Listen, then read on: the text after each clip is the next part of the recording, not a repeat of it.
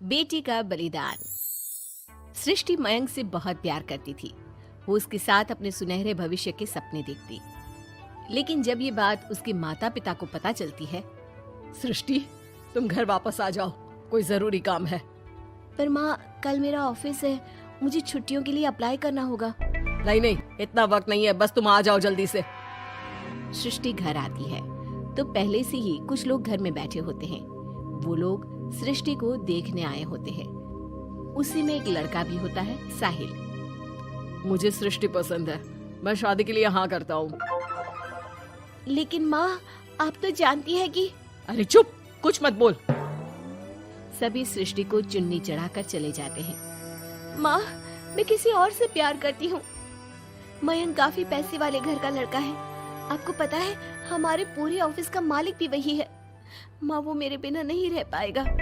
अरे पता है ना तेरी बब्बी मासी, उनकी बेटी की शादी अमेरिका में हुई।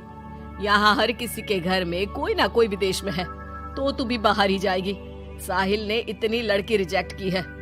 अब तू हाँ बोल दे तो शादी के लिए वो लोग तैयार ही है, क्योंकि वो लोग सिर्फ 10 दिन के लिए ही आए हैं इंडिया में। कैसी बात कर रही हो माँ, मुझे एक बार तो ऑफिस जाना ही होगा। लेकिन वो लोग मानते ही नहीं और सृष्टि की शादी साहिल से हो जाती है। शादी के बाद सृष्टि मयंक के पास जाती है। सृष्टि, तुमने शादी भी कर ली और मेरे माता पिता विदेश में मेरी शादी कराना चाहते थे। मैंने काफी समझाने की कोशिश की, लेकिन मेरे भाई और पापा नहीं माने। I am sorry Mayank. अरे तो मैं विदेश में कहीं शिफ्ट हो जाता यार, इतने सारे बिजनेस है मेरे। सृष्टि मयंक के सामने रोकर वहाँ से चली जाती है। लेकिन शादी के बाद जब वो विदेश साहिल के घर जाती है तो... देखो, ये एक कमरा है मेरा, मैं यहीं रहता हूँ, और ये एक सोफा कम बेड है। रात में मैं इसे बेड बना लेता हूँ और दिन में सोफा। और देखो, मैं ज्यादा कमाता नहीं हूँ, तो तुम्हें भी मेरी मदद करनी होगी फाइनेंशियली। सृष्टि हाँ में सर हिला देती है। अगले दिन साहिल के जाने के बाद वो माँ को फोन करती है। क्या है माँ, कहाँ शादी करवा दी? एक तो कोई चेहरा यहाँ अपना सा नहीं दिखता, ऊपर से ये घर। विदेश के नाम पर क्या कर दिया आपने माँ? साहिल यहाँ सेटल भी नहीं है। मयंक के तो कितने बिजनेस थे, आलीशान बंगला, नौकर चाकर।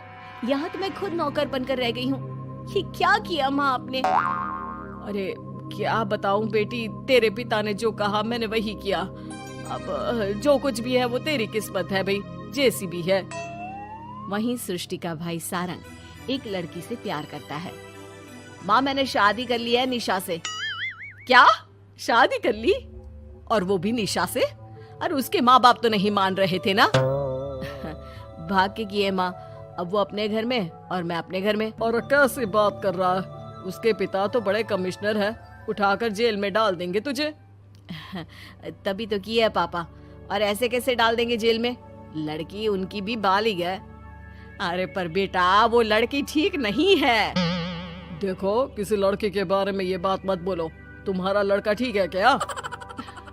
काश मैंने सृष्टि की शादी भी उसकी पसंद से की होती, तो आज मुझे इतना रोना तो ना आता।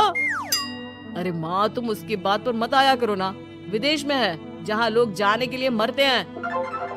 हाँ, लेकिन वैकिन छोड़ो और ये बताओ कि बहू को घर कैसे लाया जाए। सभी मिलजुल कर फैसला करते हैं कि वो लोग सारंग की बीवी यानी कि अपनी बहू के घर जाएंगे। सारंग, माँ और पिता वहाँ जाते हैं, जहाँ पर... बहन जी, अब तो बच्चों ने शादी कर ली है, तो आप लोगों का भी आशीर्वाद मिल जाता तो... पता चला हम लोगों को भी। देखिए, मुश्किल है कि हम उसे आप लोगों के घर भेजें। हैं? ऐसे कैसे मुश्किल है? और क्यों नहीं भेजेंगे? बीवी है वो मेरी, भेजना तो पड़ेगा ही। लड़के को बहला फुसला कर भगाने के आरोप में अंदर कर दे क्या? अरे देखिए साहब, इतना कानून तो हमें भी आता है। आपकी लड़की कोई नाबालिग नहीं है। तभी वहाँ निशा आ जाती है। रुकिए मम्मी पापा, सारंग में कोई कमी नहीं है। हम लोग इसे कोई बिजनेस खुलवा देंगे ना। देखो, एक बात बता देती हूँ, मुझे तुम्हारे घर नहीं जाना। अरे ऐसी कैसी बात कर रही हो? हम लोगों ने शादी की है, पति पत्नी है हम दोनों, और क्यों नहीं जाना? तो फिर शादी क्यों की? शादी इसलिए की क्योंकि तुम मुझे अच्छे लगे, लेकिन इतना बड़ा घर शान और शौकत छोड़कर तुम्हारे साथ आने के लिए मैं रेडी नहीं हूँ। एक तो तुम्हारा घर जिस मोहल्ले में है वो मोहल्ला बहुत खराब है, वहीं से शायद हमारी काम वाली भी आती है ना माँ? हाँ हाँ, इन्हीं लोगों के पीछे वाली गली से आती है कमला।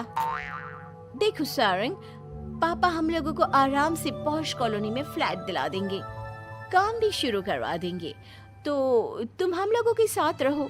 रही बात माँ पापा की तुम्हारे, तो रोका किसने है? साल में होली दिवाली मनाने हम जाया करेंगे ना उनके घर। सारंग अपनी माँ पापा से कहता है, माँ मुझे निशा की बात ठीक लग रही है, वैसे भी आप लोगों के साथ तो पूरी लाइफ स्ट्रगल ही करता रहूंगा। अरे कैसी बात कर रहे हो सारंग, हम लोग यहाँ बहू लेने आए थे, बेटा देने नहीं। अब देखिए जो होना था वो तो हो गया, अब तो आप सारंग को यहीं छोड़ दीजिए और विदाई लीजिए। हाँ हाँ माँ, मैं अब यहीं रहूंगा, आप लोग जाओ, मैं अब उस मोहल्ले में नहीं आने वाला। सारंग के माता पिता वहां से चले जाते हैं। अब जब भी माँ सारंग को फोन करती तो या तो वो फोन काट देता या उठाता ही नहीं। एक बार सारंग के माता पिता काफी बीमार होते हैं कि तभी उन लोगों के पास सृष्टि का फोन आता है। कैसी हो माँ? तबीयत ठीक नहीं लग रही है, तुम्हें और पापा को कुछ हुआ है क्या? अरे बेटा 2 दिन हो गए हम लोग कमरे में बंद है, कोई डॉक्टर के पास ले जाने वाला तक नहीं है। हाँ माँ, मैंने सारंग को फोन किया था लेकिन उसने कहा। अरे वो तो बात तक नहीं करता, पैसे वाला हो गया है ना।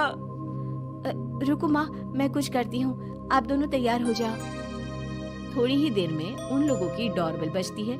माँ दरवाजा खुलती है तो सामने एक हैंडसम सा लड़का लंबी कार लेकर खड़ा होता है। मयंक हो ना तुम बेटा? मयंक उन दोनों के पैर छूता है और डॉक्टर के पास ले जाता है।